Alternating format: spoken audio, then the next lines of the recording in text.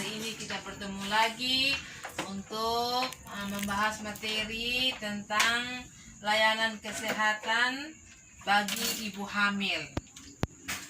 Jadi sebelum kita masuk materi, kita tepuk semangat dulu, bisa? Nah, jadi kalau saya bilang tepuk semangat, semangat, begitu ya? Bisa? Oke, 1, 2, 3. Tepuk semangat, semangat. Oh, belum semangat ini. Tepuk hebat saja, bisa tepuk hebat? Bisa? Oke, 1, 2, 3. Tepuk hebat, hebat, hebat, hebat, hebat, hebat. Oke, terima kasih. Baik, saya minta perwakilan dari kelompok tinggi untuk membacakan 10 layanan pemeriksaan terhadap ibu hamil. Oke, 1 sampai 10 ya. Oke, mulai Sun. Pengukuran tinggi dan berat badan. 2. Tekanan darah, tensi. 3. Lingkar lengan atas. 4. Tinggi rahim. 5. Penentuan letak janin. 6. Imunisasi tetanus toksoid. 7. Pemberian tablet tambah darah TTD. 8. Tes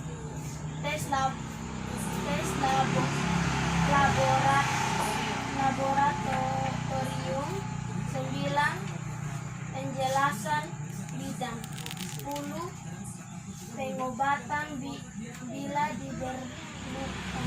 Oke, terima kasih. Berikan tepuk tangan. Oke, jadi ini adalah 10 layanan kesehatan buat ibu hamil. Jadi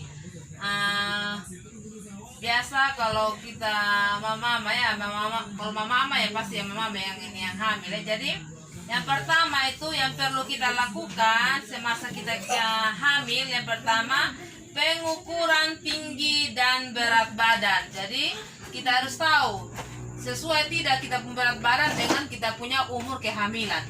Terus yang kedua, tekanan darah atau tensi. Jadi kalau tekanan darah kita tinggi atau biasa disebut dengan tensi tinggi, berarti itu dapat mengakibatkan kita tidak dapat melahirkan secara normal. Berarti harus melalui operasi. Sedangkan yang ketiga, lingkar lengan atas. Jadi biasa kalau mama kita pergi di posyandu, biasa ibu bilang ukur ini ya, itu disebut dengan lingkar lengan atas. Terus yang keempat, tinggi rahim. Nah, tinggi rahim ini sesuai tidak dengan umur kehamilannya kita. Dan jangan sampai itu bayi ada dalam kandungan lebih besar lagi ya. Nanti dapat mengakibatkan ketika kita mau melahirkan, kita mengalami kesusahan pada saat mau melahirkan. Yang berikut, penentuan letak janin.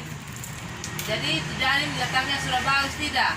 Apakah kepalanya sudah ke bawah atau belum? Terus denyut janinnya dia berdenyut atau tidak? Jadi itu semua kita dapatkan ketika kita melakukan pemeriksaan ke rumah sakit atau ke bidan. Terus yang berikut, yang keenam di sini, imunisasi tetanus toksoid ya, itu kalau diperlukan. Tetapi kalau tidak diperlukan juga ya tidak perlu kita melakukan imunisasi untuk tetanus. Yang berikut, pemberian tablet tambah darah. Jadi tablet tambah darah ini sangat penting. Karena nanti ketika kita mau melahirkan, kebanyakan ada ibu-ibu yang setelah mau melahirkan kekurangan darah. Itu berarti harus membutuhkan donor darah lagi. Jadi sebelum kita melahirkan, kita perlu minum tablet tambah darah 1 hari. Itu wajib. Terus yang berikut, tes laboratorium. Nah, itu juga hanya dilakukan berapa kali saja. Terus yang berikut, penjelasan bidan, dan yang terakhir pengobatan bila diperlukan. Jadi perlu kita lakukan konseling dengan bidan. Jadi di situ kita tanya di bidan kapan kita melahirkan atau ini kita perlu tidak mempersiapkan apa-apa yang kita perlu siapkan. Jadi ini adalah 10 layanan kesehatan terhadap ibu hamil. Yang berikut, di sini juga sebelum kita melahirkan, di sini perlu kita rencanakan, ada beberapa yang perlu kita rencanakan. Yang pertama, rencanakan persalinan di fasilitas kesehatan. Jadi jangan ada lagi mau melahirkan contohnya di dukun atau mungkin ada tempat-tempat kita ini urut ya, kebiasaan mama kita di sini seperti begitu. Lebih senang kalau kita melahirkan di dukun atau yang urut. Tetapi di sini dalam modul ini kita diajarkan bahwa bila perlu persalinan kita ini di fasilitas kesehatan.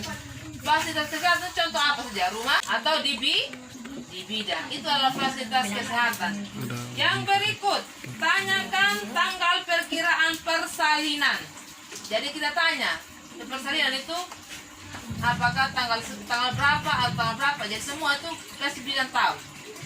Yang berikut, siapkan donor darah. Jadi sebelum kita melakukan operasi kita sudah tahu kita perlu golongan darah apa. Apakah kita perlu persiapkan, karena ketika kita melahirkan nanti takutnya terjadi perdarahan. Yang berikut, ikuti kelas ibu hamil. Jadi kalau biasanya ada senam ibu hamil ya di posyandu atau apa, kalau ada itu kita ikuti saja. Bisa mengerti mama-mama? Oke, terima kasih. Jadi gunanya kita mengikuti kelas ibu hamil di puskesmas atau di posyandu itu untuk mendapatkan informasi lengkap mengenai kehamilan. Jadi perlu sekali semasa kehamilan kita tuh kita perlu memeriksakan di layanan tempat kesehatan, contoh tadi tuh rumah sakit besar, di puskesmas atau di posyandu setiap bulan. Jadi sebelum kita melahirkan kita harus punya rencana yang matang-matang semua. Jadi ketika kita mau melahirkan semuanya itu sudah tersedia, jadi kita tinggal melahirkan secara dengan baik atau secara normal. Oke, jadi mungkin pertemuan kita sampai di sini saja. Jadi saya harap bulan depan pertemuannya kita masih dapat berjalan dengan baik dan masih semangat. Jadi ketika kita sudah pulang di rumah kita bisa praktekkan di rumah. Bisa? Bisa. Oke, terima kasih banyak. Selamat malam.